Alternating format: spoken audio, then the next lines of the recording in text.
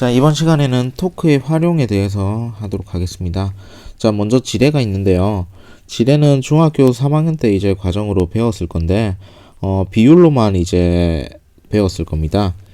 A 대 B는 W 대 F 이런 식으로 배웠는데, 자, 이게 왜 이렇게 정의가 되는지에 대해서 오늘 해보도록 합시다. 자, 먼저 이렇게 되어 있는데요. 자, 먼저 이 물체의 무게는 W, mg입니다. mg. 그 다음에 힘 F를 이렇게 가해주는데요. 자, 우리의 목표는 뭐냐면요.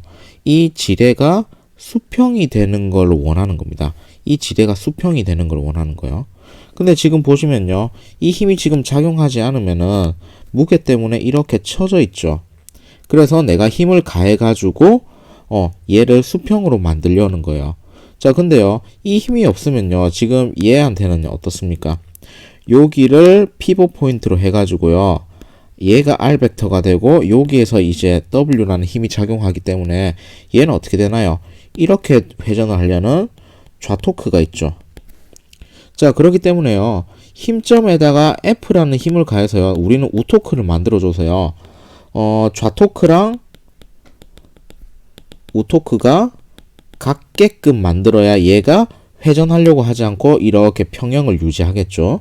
자, 그 상황을 만들어 주려고 하는 겁니다. 자, 그래서요. 여기 받침점을 기준으로요. 이 W라는 힘점까지요. 요 모멘트함은요. 크기만 따지면은 이 길이 A가 됩니다. 그 다음에요. 여기 받침점으로부터 이 힘점까지의 이 모멘트함은요. 길이만 따지면 B가 되죠. 자, 그러면요. 먼저 좌토크를 보면요. 왼쪽으로 돌아가려는 좌토크를 보면요. 어떻게 되나요? 모멘텀의 길이는 A이고 힘의 크기는 W죠. 그 다음에요. 우토크를 보면요. 얘를 평형으로 만들어주기 위해서는요. 이 모멘텀의 길이가 B고요. 내가 가해주는 힘이 F입니다. 이 두 개가 같아야 되는 거야. 따라서 식이 어떻게 되나요? A 곱하기 W는 B 곱하기 F. 따라서 우리가 가해줘야 되는 힘은 F는 B분의 A W가 되는 겁니다. 자, 근데요. 이렇게 되면요. 요 앞에 있는 이 분수가요. 분모가 더 크기 때문에 얘는요. 무게 W보다는 작습니다. 그래서 얘는요. 지뢰는요. 도구입니다. 도구. 도구이기 때문에요. 힘의 이득을 볼 수 있는 장치거든요.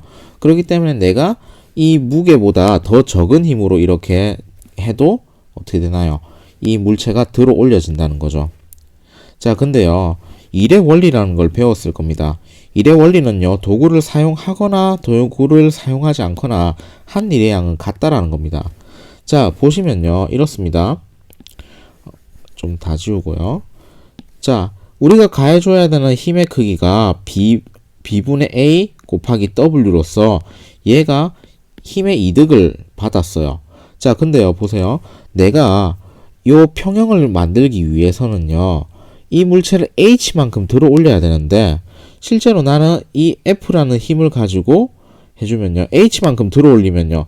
요만큼밖에 못 이동하죠. 그래서요. 내가 이 받침점 여기서부터 힘점까지의 모멘텀의 길이가 길어지면 길어질수록 이 이동해야 되는 거리 S도 커지게 되죠. 이거는 그냥 간단하게 비율로 보시면요. A 대 B는 얘가 닮은 B죠. H 대 이동거리 S죠. 자, 그래서 BH는 AS가 되니까 따라서 S는 어떻게 되나요? A분의 BH가 돼서 원래 H보다 어떤가요? 요 앞에 있는 애가 더 커지기 때문에 훨씬 더 많은 거리를 이동해야 됨을 알 수 있습니다. 자, 근데요. 결론적으로 보면요. 지금 도구가 없을 때 어떤 일이 벌어지는지 봅시다. 자, 실제적으로요. 내가 진짜 한 일은요. W라는 무게를요. H만큼 들어 올렸죠. 그래서 도구가 없을 때 한 일의 양은요. W라는 이제 물체를 H만큼 들어 올린 거 WH만큼이 내가 한 일의 양입니다. 자, 근데요. 도구를 사용했을 때 내가 한 일을 계산을 해보면요.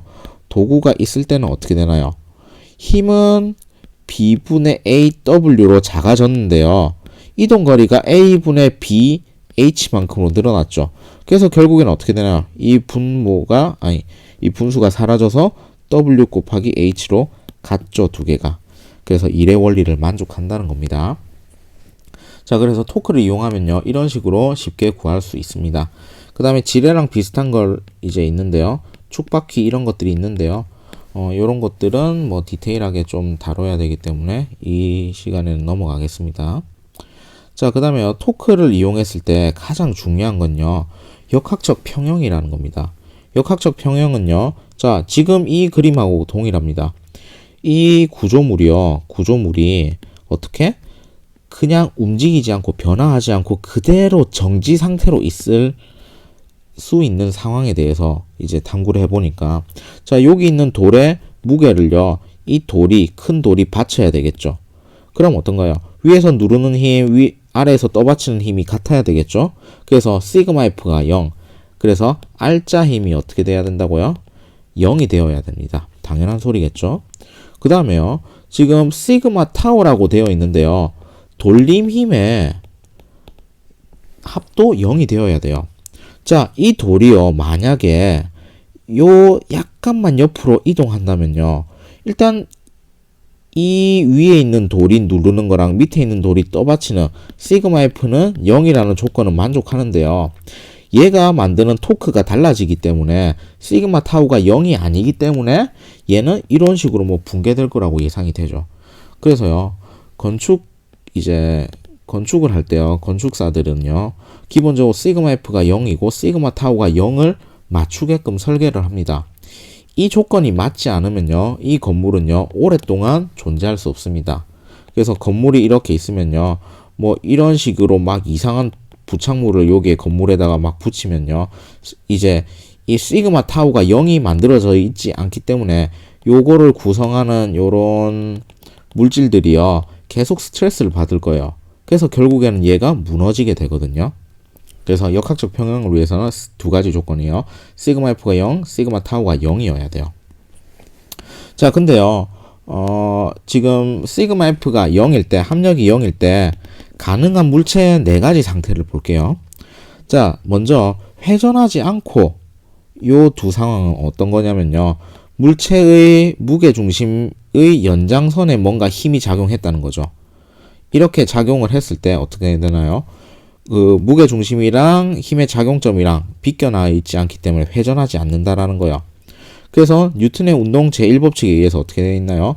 무게중심이 정지하거나 등속도 운동을 해요. 자, 근데 이번에 밑에 두 개는요, 얘가 물체가 이렇게 되는 거죠. 물체가 이렇게 있는데 작용하는 힘의 크기는 같아요. 그래서 얼핏 보기에는 시그마 F가 0인데요, 무게중심은 여기에 있어요. 그러면은 작용선이 어떻게 되나요? 무게중심하고 이렇게 떨어져 있기 때문에 얘는요, 회전을 할 수밖에 없어요.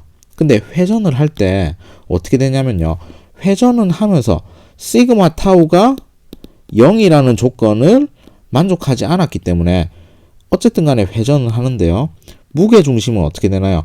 정지한 상태로, 또 무게중심은 등속도 운동하면서 얘가 회전한다는 거예요. 얘는 시그마 F가 0이라는 조건이고요, 얘는 시그마 타우가 0이라는 조건인데, 지금 시그마 F는 0을 만족했기 때문에 정지하거나 등속 직선 운동하는데 시그마 타우가 0이 아니기 때문에 얘는 회전을 할 겁니다.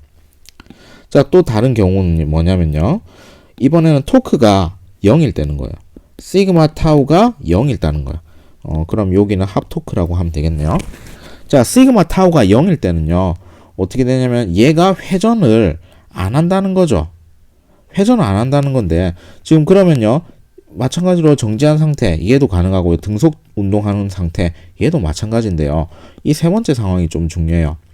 자, 토크라는 건요, 회전 경향성이기 때문에 얘가 이 물체가 도는 데 있어 가지고요, 토크가 작용하지 않으면요, 얘는 일정한 빠르기로 계속 뱅글뱅글 돌 겁니다. 근데 토크가 작용을 하면 얘가 빠르기가 빨라지거나 느려지거나 할 겁니다. 그래서요, 일정한 빠르기로 회전 운동을 할 수 있다라는 거예요. 언제? 토크가 0일 때는요. 그래서 이 상황을 좀 물리적으로 고려를 해볼 수 있을 것 같고요. 자, 다음으로는 이제 무게중심입니다. 자, 무게 중심은요, 수학 시간에 이제 간단하게 배웠을 건데요. 자, 쉽게 얘기해서요, 요런 삼각형 A, B, C가 있을 때요. 자, 무게 중심의 정의는 여기에 중점으로 선을 긋고, 중점으로 선을 긋고, 중점으로 선을 끄면은 여기에 그래비테이셔널 포인트가 생긴다. 이렇게 되고요. 그 다음에 요 선은 어떻게 되나요? 여기를 어떻게 2대 1로 내분한다 라는 성질이 있죠. 자, 근데요, 요거는 수학적인 예고요. 물리적인 예는 뭐냐면요. 자, 쉽게 얘기해서요, 요런 삼각형처럼 생긴 물체 위에요, 요게 내가 뾰족한 핀 같은 거를 여기에다 딱 대면요, 이 물체가 균형을 유지해서 한쪽으로 기울지 않는다라는 거예요. 그래서 어떤 물체에다가 이제 무게 중심을 찾으려면요, 이와 같은 이제 방식으로 합니다. 먼저요, 어떻게 하냐면은 실에다가 여기 요 포인트를 해가지고 추를 해가지고 요 선들을 표시해요. 그 다음에 또 아무 포인트나 요렇게 잡아가지고 요 선을 표시하면요, 이 두 개가 만나는 포인트 있죠? 이게 무게 중심이 되는 거예요. 자, 그래서 무게 중심 이렇게 하면 되는데요. 자, 요게 왜 중요하냐면요, 구조물의 안정성에 대해서 얘기할 때 달라지는 거예요. 자, 구조물의 안정성이라는 건 이래요. 지면에 대한 무게 중심의 위치가 달라지면 안정성에 차이가 생긴다는 거예요. 자, 그래서요, 안정한 구조물의 조건은요, 두 가지가 필요해요. 첫 번째, 무게 중심이 낮다라는 거예요. 뭐 예를 들어서요, 축구나 농구 선수들이요, 어떻게 하나요? 수비할 때 자세를 낮추죠. 자세를 낮추는 이유가 뭘까요? 자세가 이제 높아버리면요, 무게 중심이 높기 때문에 급격하게 방향 전환을 할 때 넘어지기가 쉽다는 거예요. 그래서 무게 중심을 낮춰야 되는 거예요. 그 다음에 무게 중심이 바닥면 범위 내에 위치한다. 이거는 뭐냐면요, 자, 이런 거예요. 무게 중심이 가와 같은 상황에서는요, 무게 중심이 여기 있고요, 얘가 받침면이기 때문에 이 받침면 안에 무게 중심이 있기 때문에 조금 이렇게 움직여도 이 면을 무게 중심이 도망가지 않기 때문에 얘는 원래 상태로 돌아올 거예요.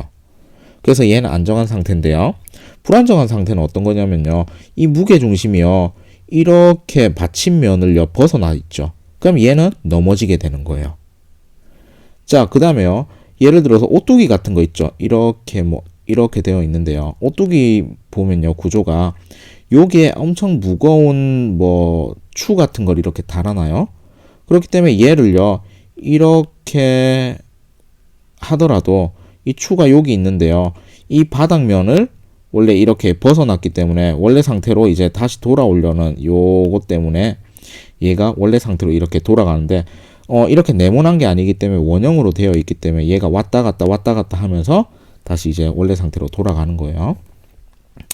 자, 근데요, 지금 피사의 사탑 요런 것들을 보시면요, 피사의 사탑의 질량 중심을 찾아보니까 여기 있더래요. 근데 지금 보시면요, 질량 중심이 여기 있는데요, 지금 피사의 사탑 요 면이요, 어때요? 질량 중심이 피사의 사탑 요 받침면을 벗어나지 않았죠. 그렇기 때문에 얘가 균형을 유지하면서 안정적으로 있을 수 있다라는 거예요. 이게 집안이 점점 이제 침하되면서 이 질량 중심이 이렇게 점점 더 기울게 되면은 얘가 문제가 있을 수 있는데, 그런 것들을 지금 다 땅 공사를 해가지고 막아놨다고 하거든요. 그렇기 때문에 피사의 사탑이 계속 좀 안정적으로 유지가 될 수 있다라고 합니다. 자, 오늘 초점 질문은 요겁니다. 카메라의 삼각대의 다리가 3개인 이유는 나중에 우리 수학에서 기하라는 과목을 배우면요, 여기에 대해서 답을 할 수 있는데 좀 생각해 보면 좋을 것 같습니다. 자, 오늘은 여기까지 하겠습니다.